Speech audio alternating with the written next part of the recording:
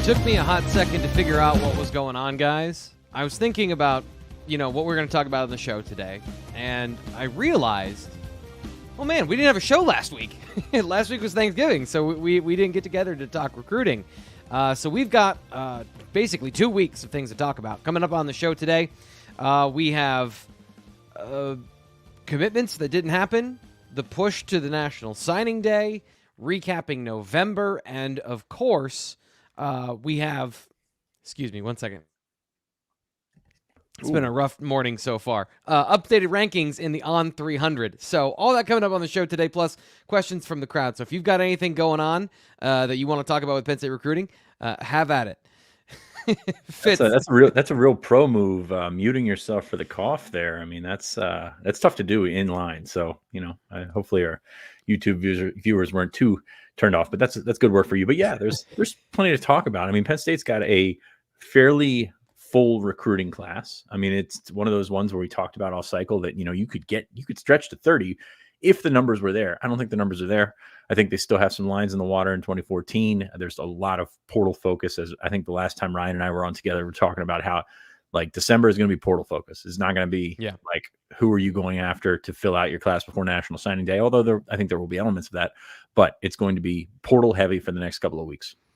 Ryan, by the way, that's 8 years of radio training to turn off my microphone when I hack up a lung in the early morning. Ryan, thoughts of what's going on with you, what you're thinking about with recruiting now that we are just on the cusp of December and the early signing period being fully in the windshield for us? Yeah, 3-week stretch.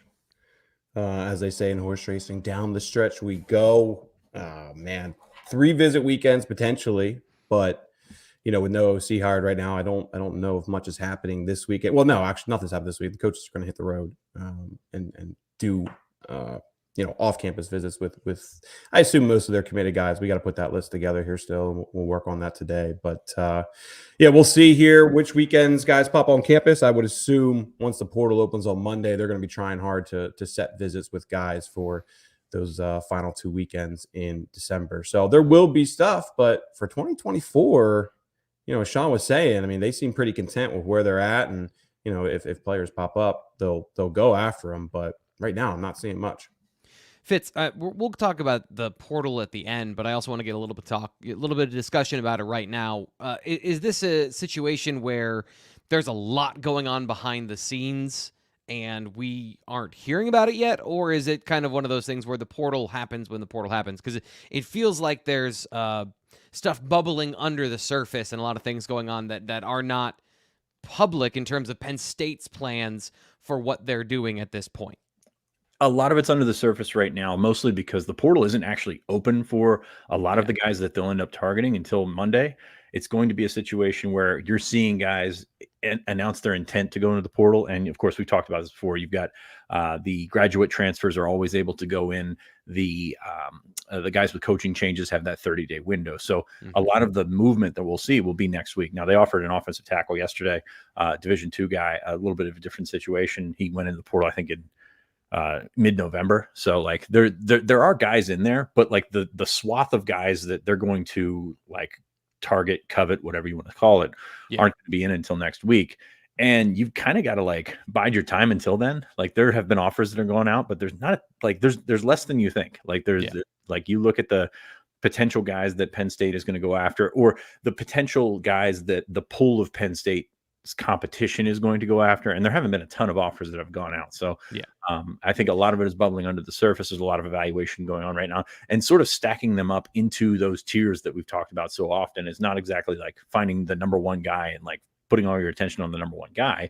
It's going and finding a cluster of guys that you want to go after, and then maybe make the connections and go from there. So it's always working. You're always back channeling, trying to figure out ways to get in first. But it's crunch time now, and we're going to see a little bit more of the public sphere of things. Ryan, let me add to that real quick, T-Shank, and just to clarify some stuff that Sean was saying there. Right now, the guys who can get offers are players who did not play at the FBS level. So you're seeing a bunch of Ivy League guys get offers. Penn State offers Alan Heron, was he Division II, Sean? I believe it was Division offensive tackle in Georgia. So they can target FCS guys. And then remember, they offered Keyshawn Blackstock at the end of October. Why can they offer him and not other FBS guys? It's because of coaching changes. So the guys who are getting offers right now, or at least supposed to be getting offers right now, or coaching changes, guys who played FCS or lower, and then grad transfers as well. Grad transfers, I believe, can get offers at the moment as well. So, you're good. Go ahead, Sean. It was funny. You saw this last year where guys announced their intention to go in the portal, and then they would put out offers, and they weren't in the portal yet. Like, it's funny how this stuff comes together, and then all of a sudden those tweets would be deleted. But it's funny how this has all come together. But yeah, you're going to wait until Monday for the rush of things, I think. So I've just seen a lot of fans saying, like, why is Penn State not offering these guys? Why, like, what's going on? We're seeing all these offers. Well, the pool that we're really going to be talking about, they technically aren't allowed to offer until Monday. Now, what's happening behind the scenes, that's another story for another day. So that's kind of what I was driving at. What I was curious about is this like the legal tampering period? Oh my gosh. Is this the legal tampering period for the NFL in free agency, where there's a lot of deals happening and things behind the scenes, and suddenly on December 4th, we're going to hear, hey, X committed to this school, like went in the transfer portal, immediately committed to this. That's how it felt last year, and there's just less of that. So I guess maybe the question is, are teams smarter about that this time around, Ryan? Oh, can you guys hear this mower outside my house right now?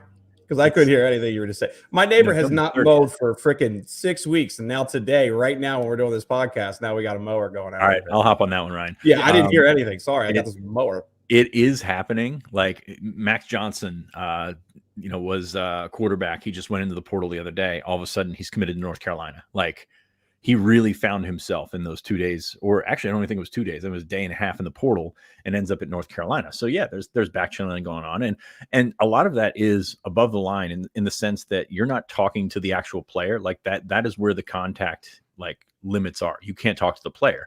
Doesn't mean you can't call up their high school coach. Doesn't mean they can't call up their trainer, somebody that's been around. Like it's something that you can work around and you can be prepared for.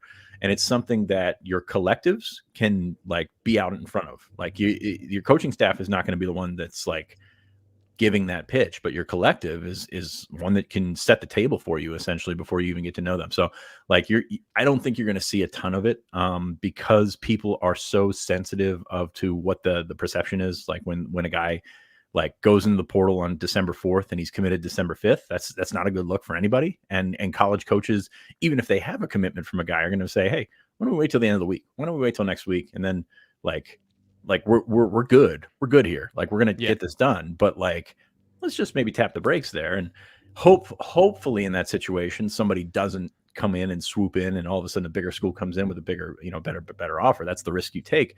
But the other risk is, hey, you were tampering with this kid and it's pretty obvious. Yeah, it seems like it's hard for a program like Penn State that wants to do things by the book to actually do things by the book. Like the book is what it is at this point. Is Max Johnson a grad transfer? I mean, he's done 4 years now. So yeah, that's also part of it too there. I don't know how much. But he just went into the portal. It was a situation. Right, I got what you're saying. Right, you're saying, and then 48 hours and boom. Gotcha. And then you've got situations like Riley Thompson from Duke. Thompson, right? Riley Leonard. Riley Thompson's Hunter at Penn State. Riley Thompson's Hunter at Penn State. That's my guy. Hey, I'm thinking more about Riley Thompson right now than Riley Leonard, so that's why. Well, that's bad. Riley Thompson or Riley Leonard. Jeez, man. We need to start the show over. We should all go sit in the penalty box. We're great if we had one of those. Riley Leonard goes into the portal and he's got a no contact clause. That is a situation. That is a box you can check when you go into the portal with compliance that you don't want anybody to contact you, which means you're just in there to maybe find the lay of the land, or you already know where you're going. Notre Dame seems like they're getting Riley Leonard. That doesn't seem like a situation where there's much intrigue in terms of where he's going. I think Auburn was thrown out there. Texas A&M would be a natural jumping point, but Notre Dame seems like they're going to get him. So that no contact thing is very interesting to me. But other than that, that's kind of where we're standing right now. The pool right now is much more shallow than you think it is. There's a lot of guys that intend to go in the portal. I saw Bo Collins from Clemson is going into the portal, but he can't go in until Monday, and then we'll see what happens with guys like that. For the majority of high school football players, the season is over. Still some championship games out there. We're going to be talking about the Penn State class of 2024. But right now, that's really important because this is the start of the building blocks for your next football season.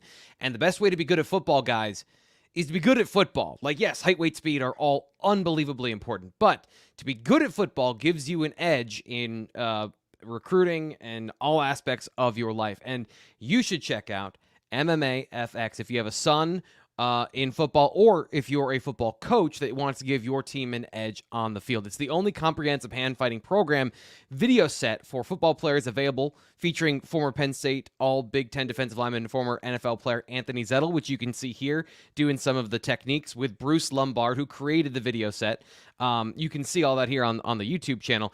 Over 2 hours of hand fighting and hand speed techniques and drills, 4 levels of progression so that you can progress yourself and get better to the level, to a great level of proficiency without having to have, Bruce, a professional coach, there with you, because it's done with professional videography, including different angles, slow motion, visual details, attention to detail, and technical commenting during the video to show you, like, here are the important things of what we're looking at when we slow things down. So check out Bruce. He's awesome. He's been awesome to work with here on the BWI Live Show. So you can check out MMAFX.net. And for the holidays, up until Christmas, if you want a discount on it, this is awesome. Use 15BWI.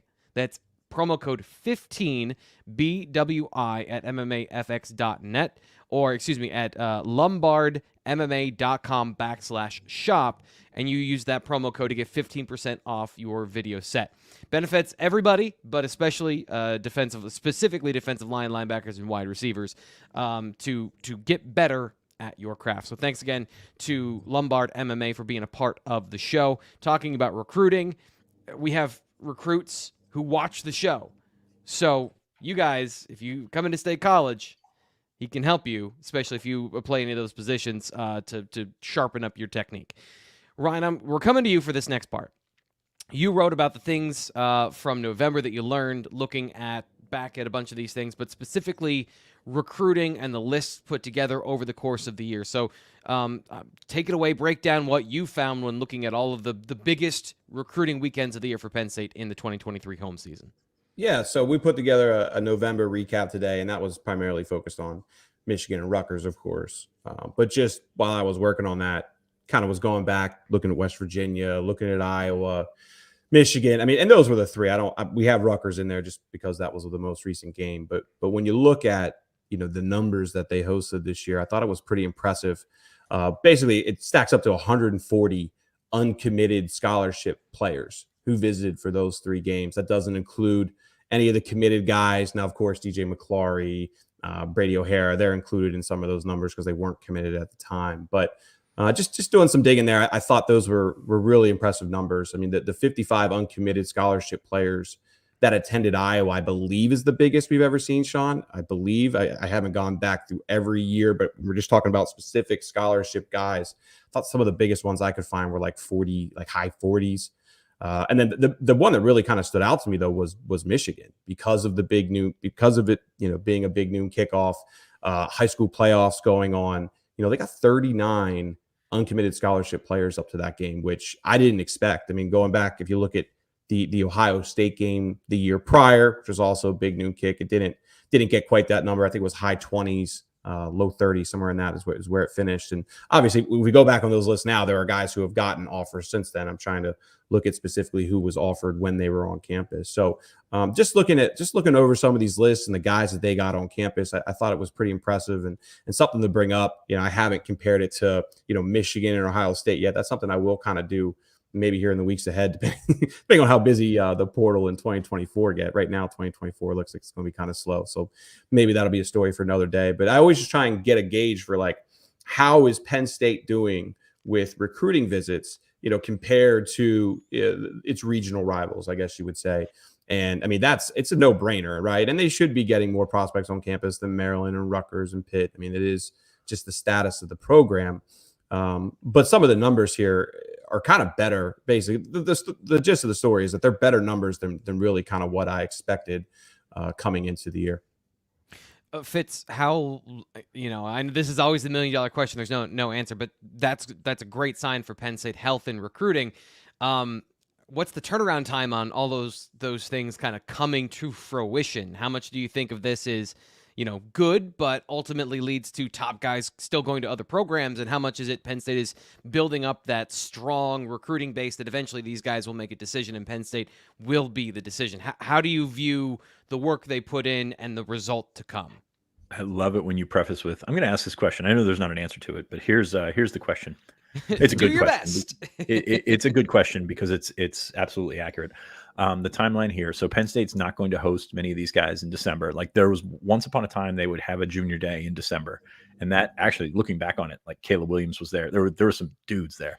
That one was great for December, and then by the time you got into junior day season, which is January and usually the first weekend of February is dead now. But January, like a lot of that luster had worn off. So like some guys that they brought in for that, they positioned themselves well, and then all of a sudden they went and saw other schools, and that kind of wore off. So you're setting yourself up for the next cycle, which is January, which is those 3 weekends in January where you're going to have, most of your focus is going to be on 25, maybe a few 24 stragglers, but that is the next step. And then you get dead period in February, and then spring practice will be here before you know it in March, which is crazy to think about. But that is what you're looking at right now, is that window there in because you're going to land some commitments in January. It's going to bleed into February, and then like the spring has become a situation where the guys that are not, I don't want to say that they're like most of the way there already, but the guys that feel they don't have to take official visits in the summer are going to jump across, and then you're going to have that next cycle in June. So you've set the table pretty well. Again, it's about the trinity there in the blue-white game, the Lash Bash, and the whiteout. You got 2 whiteouts essentially this year, and 2.5 whiteouts if we're going to count the Michigan Yeah, I was game. going to say. So, Yeah. like that sets you up pretty well for those guys in 25 and 26. We know that they've gotten some guys in from out of the region in 26 that, are actually, I would say they're ahead of the cart there in 26 right now. Does that matter? Does that matter? Not particularly, but like they've done a nice job instead of that table. That recruiting staff's done a really good job in terms of like putting themselves in position to have a pool to go to that they can feel good about taking players from. Fitz already put in a pick a couple months ago for a linebacker in 2025, I believe it was. So you want to check out bluewhiteillustrated.com. Some of the things that coming out of all of this, I guess, is my point of like, here are some of the things, the tangible things we've seen. bluewhiteillustrated.com. Great time to sign up if you haven't yet. I got something for just you here on the YouTube channel and for our podcast listeners.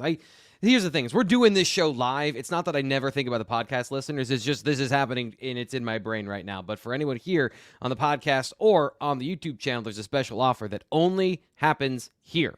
$1 for 2 months. So you are going to go through the recruiting season for $1. BlueWhiteIllustrated.com. Use promo code PSU1 to sign up. I will put the link to sign up in the video after we're done here on the show. So check that out, and you can get all this recruiting information. I do want to ask you, though, Ryan, were there any, not names that stuck out to you, guys you think are going to commit, but guys that either you were surprised made it to campus, or guys that made it multiple times, or that you just have your antenna up about maybe some breadcrumbs that you saw? Yeah, well, we could do a podcast just on this. I mean, one thing before I get to that quick is also notice Penn State has more 2025 commitments than any other Big Ten school at the moment too. So I think that kind of speaks to the 2.5 whiteout games, kind of like what we were talking about. Just their home schedule ended up being really good for visitors this year, and I think that's why you're seeing 6 commitments right now, where schools like Ohio State, Michigan, I believe Ohio State and Oregon have 4, and Michigan has 3. But to get to your point, I mean, yeah, there's a ton of guys we can discuss. Yeah, just looking, I'm going to just kind of focus more so on Michigan, just because it was one of the more recent ones. But Elijah Melendez, linebacker out of Florida, who put out a top 10. Didn't include Penn State, then visited Penn State the next day, which was always interesting. That was right after the Ohio State game. I did an interview with him, I don't know, two weeks or so ago, and he explained that he came up for that Ohio State game at Columbus, and of course his dad lives in New Jersey, so they're just driving back through New Jersey, and they're on 80 and they see the signs for Penn State, stop on over, and it's wild that how that little quick 2.5 hour, maybe 3 hour visit, how much that's impacted his recruitment, because then he comes back for the Michigan game, and now I mean, he's saying Penn State's pretty much one of his 3 or 4 top schools. Michigan's in there.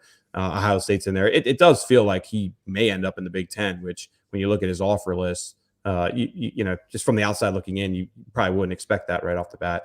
I believe I want to say maybe there was one other school, maybe LSU was the other one he said. But you know, just for Michigan though, you know, Trent Wilson, he was up twice this year, massive, pretty important player. Now at Wise, you know, he's a top 50 prospect, defensive lineman.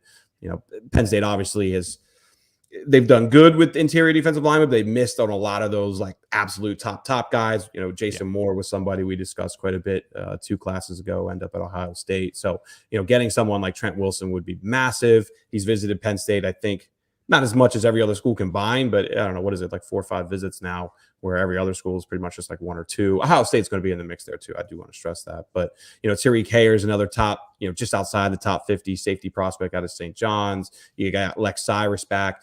Sean, you caught up with, was it Malachi Goodman, I believe, Paramus? Like, he's a guy who's not really, I don't think he's rated yet by On3, but just from talking to people, seems like he could be maybe a 4-star player. Yeah, I think Goodman is going to be a guy that's probably a little bit higher on the list than the rankings will indicate right now. Like, I think he's going to move up. He had a really good junior year. Like, I sent his stuff to Charles Power a couple of weeks ago. It looked pretty good.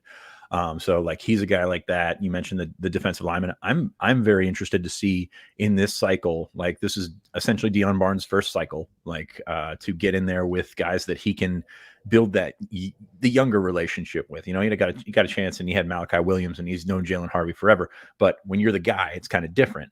He's got a chance to connect with some defensive linemen that, you know, I think could move the needle. And John Scott, for all the great things that John Scott did, he was not a connector. Sean Spencer has been hit and miss, but I think Deion's got the opportunity to really, really take that to the next level in the next cycle. And, you know, those defensive linemen are like premium. So like, a lot of schools are going to be after them, but I think Deion's got a chance to make a splash in 2025. There were so many years where, you know, we were talking about Deion being as important as anybody in Philadelphia, you know, and now he's got the opportunity to do that nationally to some degree, obviously at the position, but more so regionally and all that. So, I mean, Deion's always really connected well with guys. Hey, one other T-Fact real quick before I move on. Zamir Smith was another one out of, is he in Delmarva, Sean? The athlete. Oh crap! I gotta pull up his profile real quick. Anyway, long story short, 2025 guy, Zamir Smith comes up. You know, I don't know. He's gotten like over a dozen offers all of a sudden. Go ahead. Yeah, he is from the Eastern. He's from Denton. I drove through there the other day. It was oh boy, that's out there in terms of football prospect land. But that's where Charles Huff is from, actually. Just some really impressive, you know, testing numbers and, you know, running the 100 and all that. Just another guy who, like, right now isn't ranked, but like, I could see us talking about him as being, you know, an on 300 prospect down the road. I mean, his offers are absolutely blowing up. Came up for that Michigan game, really raved about it. You know, he's got Georgia already. He's got Texas, Tennessee, I think was another one. So just a couple guys that really kind of stood out. And we could go all day on the guys from Iowa and all that, but, you know, I know we got other topics to discuss. I love it when you thwart a T. Frank question of, you know, there's a lot of guys in the 2024 class, we're going to talk about this later in the show, that have blown up, you know, like who are kind of some of the dark horse names, and you nailed it there. So we're just going to get on to the November recap, which is the things that happened in November. Obviously, comparing all of those, the major groundwork is what we just talked about, but here are the things that actually happened, decisions that were made. And we've covered this before, but let's just talk about this again. The team got a quarterback in November. That is something that you can't talk enough about. So now that we are much further past it, Ryan, what are your thoughts about Beckham Kritz's decision to join the Nittany Lions and the impact of that? Right. And we discussed it right after, obviously. But the thing I'd say to add to this conversation is really the intel that we've gotten since, which is that Penn State absolutely plans to go after 2 quarterbacks. Like we were discussing that a little bit in the days after, but, you know, giving a couple of weeks now, able to talk to multiple people about it. Like that still very much is the plan. The thing that's just so intriguing is just the OC hire, how that impacts everything, right? Like we're talking about Malik Washington a lot. We're talking about Matt Zollers a lot. You know, Ryan Montgomery's in the mix. I don't think Ryan Montgomery's very interested in being part of a 2 quarterback class, but what happens if the new OC comes in and that's the guy he wants? So there's just a lot of intrigue there on how Penn State will handle this over the next 6 weeks. When this hire is made is also massive. Like, for example, it'll be mainly centered on Grunkmeyer and the 2024 guys here, as far as leaving campus and doing those in-home visits here over the next 2-3 weeks. But just getting the foot in the door with those 2025 guys as soon as possible is very important.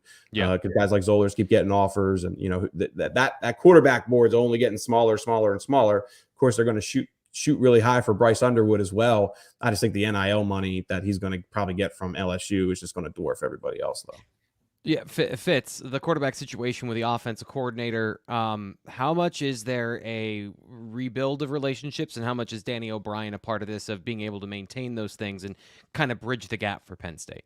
Yeah, I think Danny's been the main player for a long time. Like, this is one thing, like going back to when Drew committed, like somebody reached out and was like, hey, Danny was a big part of this. It's like, we really don't want anyone to know because we don't want anybody poaching Danny, but like Danny was a big part of this. And if you look at some of the comments James Franklin's made in the last couple of weeks, Drew came to him and sort of expressed his feelings on Danny. So I think Danny's going to be a piece of this no matter what. How he works with the new guy, I don't know. It's going to be a scenario where you've got to figure out if he's can go back to that GA role and be the de facto quarterback coach, if that makes sense, which I think he can do that. He's got 2 more years to possibly do that. So he's going to be a big part of it. And he's always been a big part of recruiting. He's been one of the guys that scouts, one of the guys that is able to get in there and sort of give his take on it and be taken seriously, if that makes any sense. Doesn't always happen for GAs, but Danny O'Brien is very well respected in that. So I think he's going to be a part of it no matter what. You got to find a role for him. You got to find a role for him on the field to work with those guys and continue that. So be very curious to see the dynamics of that and how that works with titles and things like that. And this is something that we're talking about now, but this, Ryan, this is going to go on for a while. I mean, think about Ethan Grunkmeyer and when he committed, when they evaluated him, all those things. So, I guess just the general board, we've talked a lot about. There's good talent here. The players that they're involved with all have, I'd say, significant levels of talent in one way or another. Do you still feel positive? Because there's some questions about how the offensive coordinator, all that fits into this. Do you still feel positive about where Penn State is on the road to potentially getting 2 guys, or do you think this is going to be like an uphill thing? It's hard to say. It just I don't, until I know who the OC is and we get a better feel for what he's looking for. Like, again, okay, let's go back to 2022. Bro Pabula commits, Kirk Shiraka, Yurchich.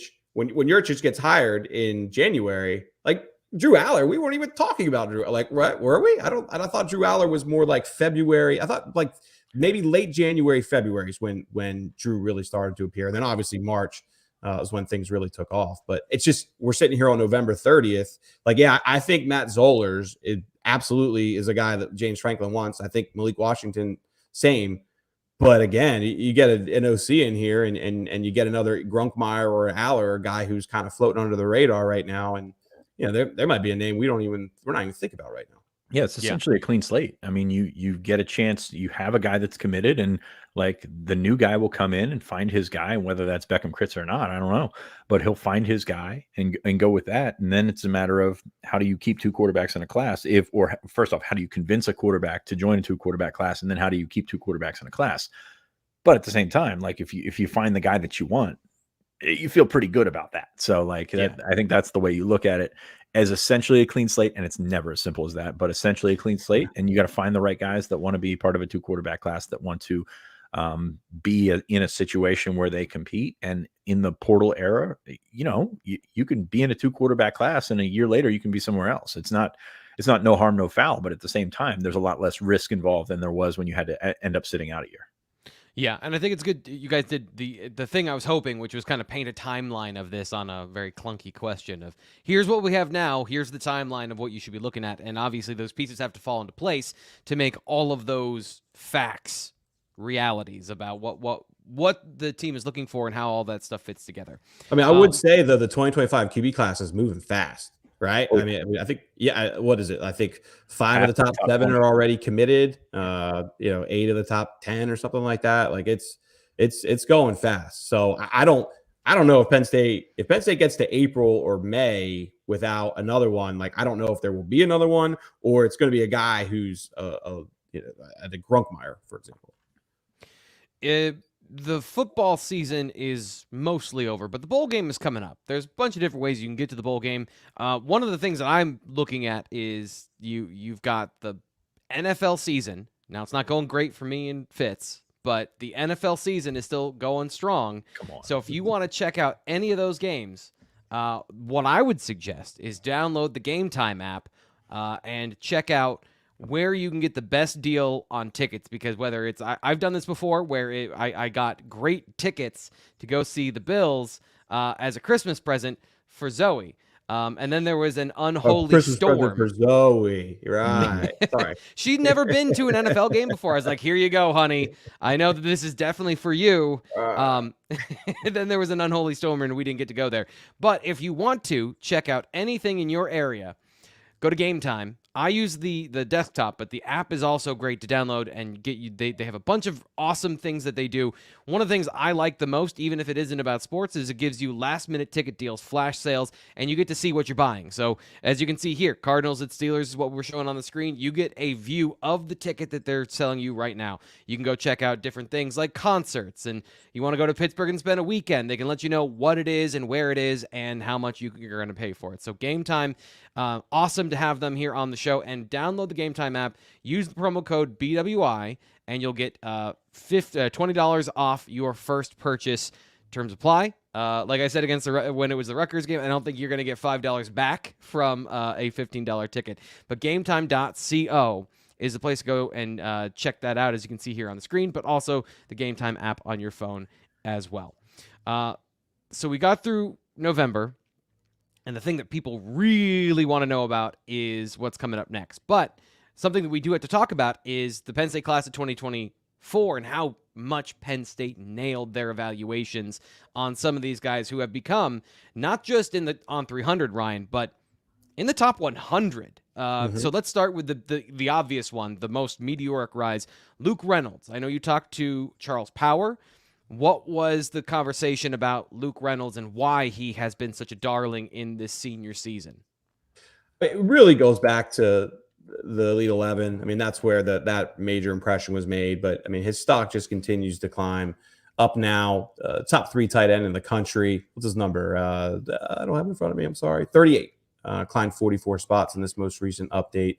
Like I said, third in the country right now. And as Charles was saying, those top 3 are just kind of clearly ahead of everybody else. I know Odom's one of them at Alabama, and I forget the LSU commit's name off the top of my head. But I mean, that's from what Charles believes, at least. I mean, Reynolds and those two are, there's a good gap there between them and the rest of the tight ends in this class. And, his big thing is just like what Charles is excited about is Reynolds and, the 2 guys they brought in last year. Rappleyea, especially putting those two together, and what they could potentially bring to Penn State's offense down the road. So, and that was the big thing that I think has Reynolds excited. Who wants to watch Penn State down the road is watching Rappleyea and Reynolds and Schlaffer too. I mean, he's done some good things from everything we've seen behind the scenes. I mean, he ended up being a 4-star for all 3. So I think Reynolds was the big move. And there's a couple others too. I don't know if you want me to roll right into them, if you want to discuss them or not. I do want to get Fitz his thoughts here on just I probably do this a little too much, but what you just mentioned there I think is also really important, putting guys in position to succeed, and having Rappleyea and Reynolds. Fitz, those 2 guys working together seems like that's a pretty good tandem whenever they're able to get those guys on the field. Is that fair, that not only are they both very good, they both have a diverse skill set that works together, and you're not having to square peg round hole either of these guys? Yeah, and you have to continue to develop them into complete tight ends. I mean, Reynolds is essentially a wide receiver right now that's going to come in and play a little bit differently than Rappleyea. Rappleyea is just a different breed in terms of a guy that actually put his hand on the ground, a guy that actually blocked. High school tight ends don't block. I mean, that's the way that they are right now. But it's very difficult for anyone to step into that tight end room, and even for a guy like Schlaffer or Jerry Cross, good players, good guys, guys that could play in the Big Ten, but it's such a logjam with talent there that you're not going to find yourself with that opportunity right away. So that's why when I see Reynolds, who's about 220 pounds right now, that's going to be a guy that's, probably going to find himself in a situation where he's not going to play a ton next year. And that's going to be a learning experience. And Rappleyea, I think, was more ready to come in and play right away. But we also see what's in front of him. Khalil Dinkins, pretty good tight end. There's a situation there. So this is that room's in a really good spot right now. Like that room is in a spot where you're like complaining about guys not playing because the guys in front of them are pretty good. Yeah. So I'm very curious to see what it looks like in a year or two.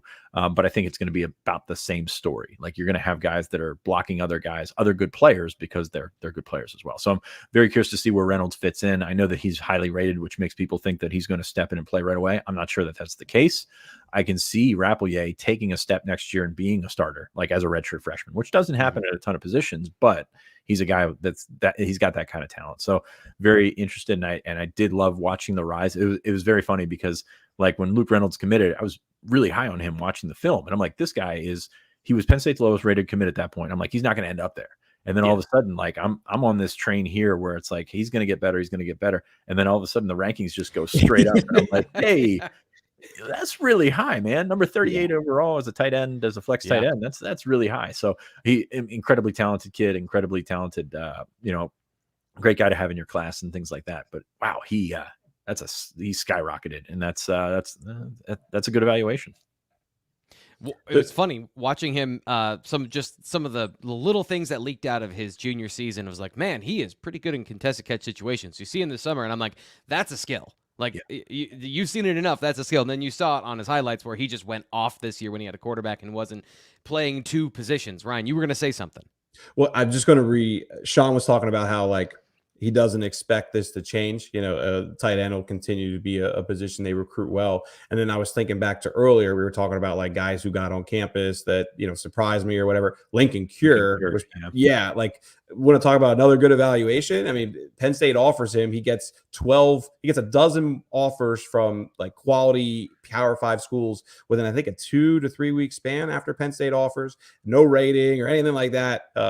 When that came down, now he's number 64 in the country. So like they're clearly finding, give Ty Howe, give the whole staff a lot of credit. Recruiting staff, of course, deserves a lot of credit too. They're doing a really good job of finding some really good athletes at this position before many others are. And I think it's funny when you watch Penn State. There's always a couple positions where Penn State offers guys and then they end up exploding with other quality Power 5 offers, and tight end is up there with any of them. Yeah, for sure. And another area they've been nailing evaluations lately. And speaking of tight ends and depth in the room, trying to build up the depth in the quarterback room has been something for a long time, and everyone is trying to do that. Ethan Grunkmeyer went from a guy that everyone's like, hey, I like some of these things, and watching him in the spring, man, he's got a nice fluid release. And suddenly, Ryan, where did he land in this last update? Yeah, well, he moved from a 92 overall rating to a 93, which is, I mean, he's right outside the top 100. It's I was joking with Charles about like, come on, man, you couldn't get another top 100 recruit just in there just because we always are joking, I guess, about yes, and that's a joke. Yes, joking. But like we're always talking about on the board about how like Penn State misses on top 100 prospects, right? And I think Grunkmeyer absolutely has the case of being, makes the case of being a top 100 guy. So anyway, it was a joke between Charles and I a couple weeks ago. Calm down, Sean. But anyway, his evaluation. People think that's how rankings actually work. So we need to. I get it, and it's not. I wish I had more study in that kind of stuff. But anyway, just his on season or his on the field performance this season. I mean, we always knew from a fundamental perspective he was one of the top guys in the country. I think Charles called him the best when it comes to mechanics at the Elite 11 finals this year.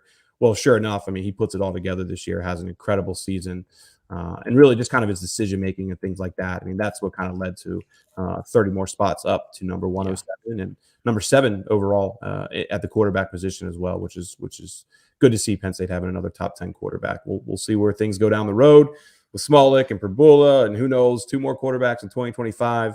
I think Penn State fans already believe Grunkmeyer is going to take over for Aller. We'll see how that works out. Yeah, Fitz, just the importance of these evaluations and how I know that there's no, again, I'm going to ask you a question there's no answer to, but it's the fundamentals of the question is Penn State on the road to turning the corner at quarterback where, you've got Sean Clifford, who's a good football player, played here a long time, but getting more of these guys that are in this general area. Is there any consistency or is anything that you can point to that says, yes, Penn State has turn the corner where now they're getting the eyes of guys that can be program quarterbacks on a more consistent basis? I'm not going to say that, because you look at Grunkmeyer's recruitment. Penn State was one of the first big time offers for him. Like, it's about discovering guys right now that fit what you're trying to do. And I think for Mike Yurcich's faults, did a pretty darn good job of identifying guys that sort of fit that mold. Luke Kromenhoek, by the way, one of his top targets, became a top quarterback. Right. I mean, that's the situation where this guy knows what he's looking at when it comes to quarterbacks. And you know, I think a guy like Grunkmeyer kind of fits what you're looking for in a college quarterback, and make some things happen. He's not a runner. Like, he's not Bo. He's not going to be a guy that you just put in and you expect to run. Like, but he can make some things happen. I mean, Drew even did that a little bit, you know, when he was in high school. So you're getting guys that are like able to think on their feet. And I can't stress enough how much that matters in the college game. I'll be interested to see. Grunkmeyer is going to play in the Under Armour All-American Bowl in a couple of weeks. And that's like right before he goes to Penn State. Right now, hoping to get down there for a couple of days to see how he sort of, you know, interacts and like levels up with some of the top quarterbacks in the country. And I think that's a situation where he can thrive. And I think it's a situation where he's going to put in the effort necessary. Like, you go down that Under Armour game, Under Armour especially, like, there's some guys that are there like getting a tan. Like, that's why they're there. Like, that's they take that game not very seriously. It's the Pro Bowl for high school. Correct. Yeah. Whereas, like, you go to the Army Bowl, the old Army Bowl in San Antonio, it's a little bit more, you know, a little bit more focused. So I'm very curious to see how he goes in, what kind of mindset he's got, and how he spins the ball compared to some of his peers. And I think he's got an opportunity to justify it. I don't know if he's got an opportunity to move much further up than 107 in the country, but he's certainly got an opportunity to justify himself as one of the top quarterbacks in the country, which, you know, when guys are like, you see that Elite 11 graphic that comes out every week. Like, these guys, some guys are playing against Ryan and T Frank, and some guys are playing against IMG every week. So, I mean, it's very different when the competition is there. And then when you get them all together, that's when you can shine. So I'm really looking forward to seeing him in person. This is not just a pitch for me to go to Orlando over New Year's or whatever. This is a situation where I actually want to see where he stacks up nationally, and I'm looking forward to it. Quickly here, getting a little bit off topic. Great question, though. We Are Penn State Reds asks, any update on Keandre Barker? Love the show. Fitz, I know you've been following Keandre and his situation in Texas. I genuinely apologize if this is something that there isn't an update on, but I was curious, too. Is there an update on Keandre Barker? You know, it's exactly what I was going to Google after I got done my last question. So we'll get back to that one. We'll come back to that. I thought he played. Sam said he was supposed to play. I didn't see if he played or not, to be honest. Yeah. I mean, he missed the season, though, right? I mean, maybe he played here at the very end. We'll dig on him a little bit.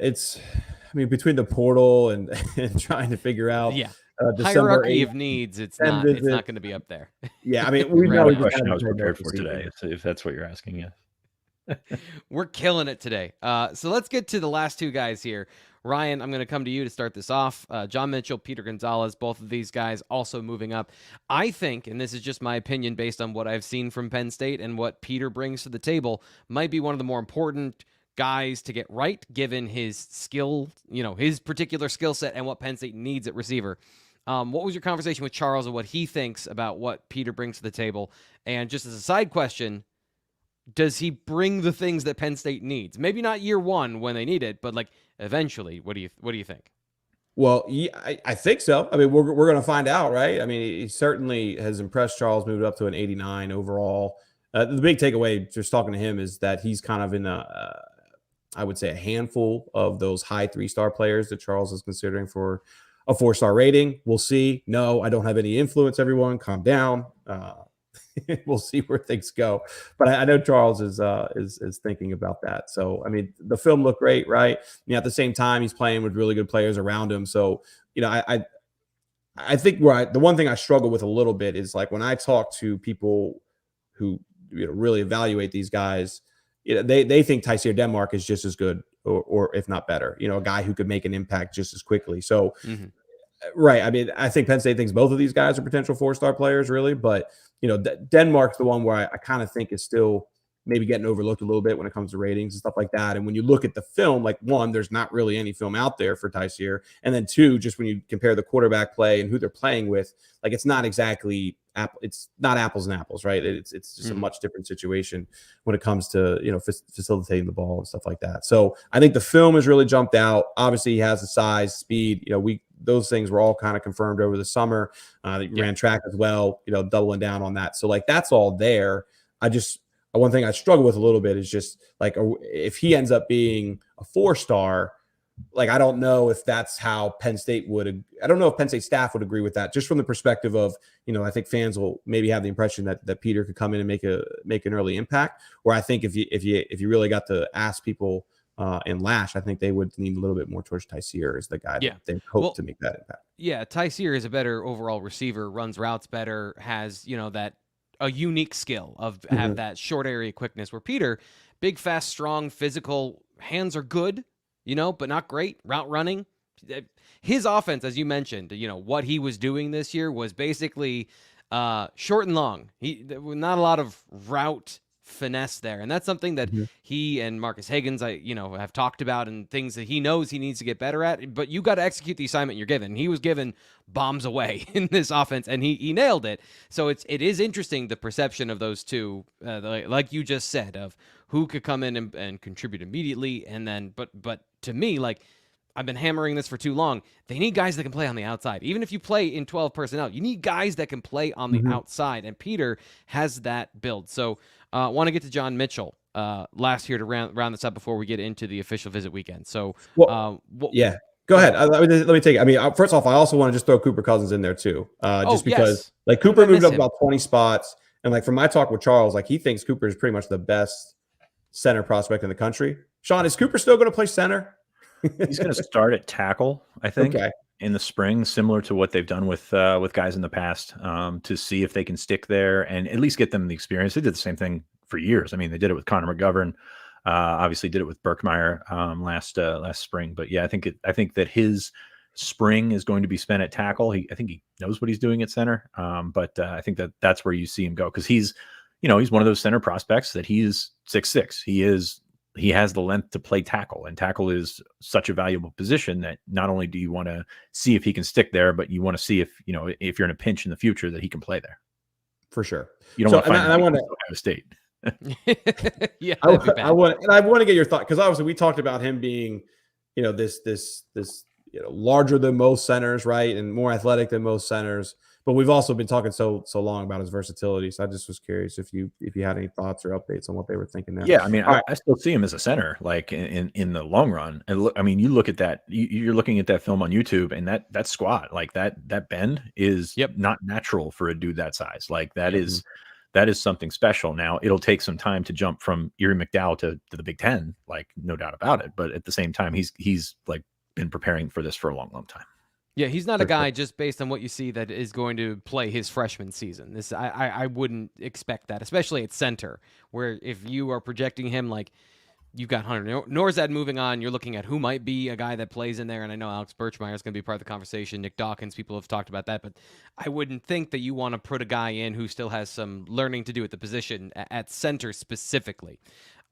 So Ryan, anything left on Cooper that you wanted to get to? No, I mean, he moved up 20 spots, right? I mean, I remember when Cooper was always kind of in the back end of the on 300, and he dropped out, and that was one where like, don't see that happen. And then of course Charles gets an opportunity to see him up close, and he's been firmly in that top half for ever since, and will continue to stay there. So just switching over to John Mitchell too. This is another guy who has really kind of fluctuated a lot, right? I mean, he was number 61 at one point, then dropped all the way to number 152, and now he's back up to 82 in the country. So a guy who's always been in the top half of the on 300, but he should feel pretty confident that he should finish in the top 100 now. He had a hell of a season, man. 59 tackles as a cornerback, 13 pass deflections, 3 interceptions, multiple tackles for loss. Really just put up some impressive numbers. And I think when you watch his film, the thing that stands out, at least to me, is like how well he's coached. Like technically, like if I'm looking for a corner that can come in and probably contribute, like he certainly makes a lot of sense. Now Belgrave Shorter too has a lot of that as well, but I think he's really well coached, and that's what kind of stands out to me as far as just his discipline and things like that. I mean, he's got some really good instincts. Is there a guy, Fitz, you'd compare him to? Apologize if this is, we've talked about this a little bit before, of where he fits on the scale and where you're thinking about it. Because Ryan's saying maybe he could come in and play early. I'm saying that just because of the cornerback position. Like obviously they need portal guys. Yeah, they need that. They need to bridge that gap between Washington and Zion. So that's most important. But if they struggle there, I mean, I think there's some fundamentals there that could maybe get them on the field. Yeah. Sean doesn't agree. No. I Okay. From talking to people, at least prior to the season, like I haven't really touched base on this subject Belgrave since then, Shorter. but Belgrave Shorter was the guy that they thought could come in and play right away just because he's a little bit closer. Now, John had a phenomenal senior year. Like they're a great team. Like they've got talent everywhere. Like I think Belgrave Shorter had a couple of picks last week. So like it's tough to throw on them. They've got a 4-star 2025 safety in the backfield. Like they got a 5-star receiver in the other. They've got a ton of talent. Like it's going to Alabama. So, but Mitchell is a guy that kind of reminds me of Johnny Dixon. Like it's tough to find the elite traits, but like it's easy to find the great traits, like things that he's really good at. Been really high on John Mitchell for a long time. So I think that he's a guy that, can potentially get in there. Like it's tough to see a freshman breaking through just because it's so hard to do. Like you remember when Kalen King broke through, like he was still a third corner, like still a third and fourth corner. Like it's not a situation where we expect one of these guys to step in and start. And you've also got a guy like Zion Tracy that they think can, maybe be in that starter's realm next year. So they're still looking at portal. They're still looking at all options there. But it's a situation where you have an opportunity there, and these guys are talented. So it's going to be interesting. And on top of that, they're from Florida. So like they're a long way from home. Yeah, they're going to get a chance to do their thing so that they stick around. So it's really an interesting proposition for Terry Smith next year. Again, like I said, they're going to go portal. They're going to, or at least look portal to find guys that can fit their scheme. Whether that's a guy that's is going to be a number 1, number 2, whatever it's going to be, or it's going to be a number 4. Like I don't know how it's going to play out, but like this is a situation where you got to rebuild at some point because you're losing at least 2 of those guys. Yeah, rebuild, but also retool with the talent that you're. Comparable talent, I should say. And that's the same conversation we've had at defensive end. This defensive Manny Diaz sticks around. It's so important to get guys that can play in this system, and it puts a lot of pressure on them. So Mitchell, I think it's the point I'm driving at here. I think it's positive for Penn State fans that John Mitchell, in the rankings has gone up and down, but is trending upward here at the end, because you want to make sure that even rankings aside, the skill set and everything he can do matches what Penn State's been able to do recently. So let's get into this upcoming visit. Weekend. We'll obviously be detailing that next week as well, but just kind of set up everything going on. Fitz, I've handed you some hard questions today, so I just want to give you this one of, can you just set up the weekend, what's happening on December 8th for this official visit weekend for fans? No, I can't, because it's not set yet. Like this is a situation where Penn State will get some guys in. I don't know what you've read that I haven't, but that's going to be the weekend where they bring guys in, whether it's portal guys, whether it's potential 2024 guys late. But that's not a situation where we have much set up. So, boy, your line of questioning today is, I got 4 hours of sleep last night, so this is the best we're gonna get today. I thought I was like, you know what, I'm locked in, I'm ready to go. Not really. What do we need to know about it? We do have some good questions from the chat. So if you want some questions that I think we're maybe prepared for, we can go there. Here, let me jump in. I'll jump in for a second. First, I have to clarify one thing. When I'm talking John Mitchell, I'm talking 200 snaps. I'm talking, the potential guy. Maybe he does a red shirt because he plays 5 or 6 games, something like that. I absolutely do not think he's playing 700 snaps next year. And then to go into this December 8th weekend, I mean, look, it's going to be most of the committed guys, right? The guys who've been coming up to all these games, they'll be back up for that kind of camaraderie, that last kind of group get together that we see every year. I expect a couple of portal guys to be on campus that weekend as well. Really, most of those guys will emerge between next Monday and Wednesday. So, as far as names and stuff like that, we'll see. 2024, not seeing a whole lot. I mean, one thing we skipped on, AJ Dennis, of course, committed to Illinois last week. Or this week, shocker. I mean, I really thought that was a Penn State or Clemson. I kind of thought Clemson was going to be the school. Like, it was a good visit to Penn State, but whenever someone leaves campus and the feedback is like, yeah, we feel really good, but like, keep an eye on Clemson. Like, that kind of gave me a vibe there that Clemson's, well, anyway, long story short, it didn't even be either of them. It ended up being the Fighting Illini, as Sean, we were texting about yesterday, shows how much relationships still matter, man. We talk about NIL and money and all that stuff all the time with recruits, but that one was just the case of Illinois was on them longer and harder than anybody else, and that relationship won out. And then, two, just got to mention Ernest Willer, too, setting official visits to Ohio State, Maryland, and who was the other one? I'm sorry. I'm drawing. Oh, Ohio State, Maryland. Is it Wisconsin, maybe? Wisconsin, anyway. I believe. Yeah, it sets up 3 other visits elsewhere. Yeah, he was a guy we were talking about as maybe someone that would pop up in December. pretty much, I get the impression Penn State decided to move on there, use its scholarships for portal guys or other positions. So that wasn't really I think it was more of a Penn State decision than Willer. Leave it at that. Fitz, you got something? Looked like you were about to say something. No, not really. I was just I was reading the comments here on the other side. So if you want to cue us up for some of them.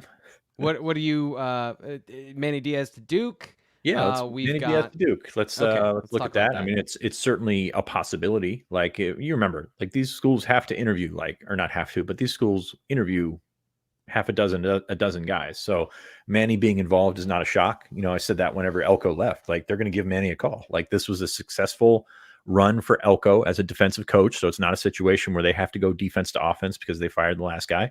Duke is not a trash job like it's been in the past. I mean, I looked up today. Duke didn't have a draft pick between 2004 and 2013, like a draft pick at all. Like not like they didn't have a first rounder. They didn't have a draft pick. Wow. Look at how far that program has come in the last decade. It's been pretty remarkable. It's still what it is. Like it's a basketball school, it's et cetera, but it's a Division I Power 4 now job. Like, so there aren't too many of those floating around. I don't know that it's the job for Manny, but I think he's going to be in the mix. I think it's already been reported publicly that he's interviewed for them or has met with them or whatever you want to call it. But like, he'll certainly be in the mix there. That does obviously change some things for Penn State's defense if he were to leave, but I think we're still, a ways from discussing that right now. And just, this is the general question. If he does, how does that affect the recruiting class and everything that they've built so far on the defensive side of the ball, doing a lot of really good work? It seems like this happens a lot. So just a good refresher on generally how Penn State recruits these players. Fits. Yeah, I think if Manny were to change, that obviously is something you circle back around to a little bit heavier than you would on the offensive side of the ball. Like, I think that the offensive side is guys that are committed to James Franklin, committed to the program and things like that. Whereas the defensive side, Manny's got himself a style, like, and some of these guys really like the way that they do it. And, it gives them an opportunity to switch gears if they see fit. But I think it would be more of a 2025 thing, especially in the offensive side of the ball. You bring in an OC, you got an opportunity to have sort of a new coach bump there, and go with that. So I don't see much changing on the offensive side of the ball. The defense side of the ball, that would be a reset in several ways. So I think that would have the bigger impact. But again, we're not there yet, so we're not going to really discuss that one in general. Coordinator recruiting is interesting because it's not as hands-on as position coaches. Like, the position coaches are the ones that do the legwork. The recruiting staff do a lot of that. The coordinators are icing. That's what they are. They're guys that show you how they fit in their scheme, but it's not, hey, come here, as it would be for position coaches and honestly Penn State's head coaches like that as well. So it doesn't matter as much, but it's got to be the right fit on both sides of the ball. So that's where it ends up mattering. Last thing for me is actually from Lambda, who's here. How do visits work for portal guys? Can they just turn up on campus for an unofficial whenever they want? What about OVs? Is there a visit window? This was the question I was trying to ask you earlier, Fitz. So Lambda doing a great job today doing my job. That's a much better question. Yeah. I mean, they can turn up for unofficials whenever they want. There's no real limit to that. They are set to the same standard as the dead period. So the dead period is going to come into effect just before signing day. The week of signing day goes quiet and dead. So they're not going to be able to visit over the holiday. There is a little bit of a window on the other side where they can come in early January, where high school guys can't come in, but you really don't see that utilized all that much. So they are sort of beholden to the same rules. Their official visits, that weekend of December 8th is Penn State's visit weekend. Hasn't all been scheduled yet, hasn't all been set up yet, but that is the weekend, and they will use official visits for portal guys if they can do that. So Ryan, final thoughts. Get us out of here with what you're thinking about going forward with all this stuff and what fans should look at over at BlueWhiteIllustrated.com from you in the coming days. Coaches hitting the road this weekend, Friday, Saturday. Will there be an OC? Who knows? Do we know, is Danny filling in for the OC? Do we know how have we figured that out yet, Sean? I got to dig on that. I'm not sure if we know who's filling in for the OC yet. We'll just, we'll look at that. Yeah, I don't know. Anyway, but yeah, somebody else will. We'll see where things go. But them hitting the road this weekend. Next weekend, obviously. Next weekend, you have like the visit weekend we're talking about. There will be state championships down here at Cumberland Valley as well. I would expect Penn State's coaches to show up for that. We'll see which players are still alive. Tyke Hayes, I know, is still alive with Alec Quippa, a few others. Obviously, St. Joseph's Prep's always in the mix. We'll see who makes it through this semifinal weekend. But it's really just kind of, is there going to be a 2024 guy who we're not talking about who shows up? Maybe, but right now it feels very transfer portal heavy. And, to know who most of those portal guys are going to be, tune in next week, because Monday, Tuesday, Wednesday should be fun. So for all of the questions left unanswered by the questions I asked, go to bluewhiteillustrated.com. That's the best thing you can do, is go to bluewhiteillustrated.com. These guys will have those things for you, either in premium article form, or the place you get like good stuff, the message board, where you can get some stuff that they're saving just for people who are on the message board. So bluewhiteillustrated.com, great time to sign up, as we said before. Guys, thank you so much. We're getting out of here. We will be back next time on the BWI Live Show. We'll talk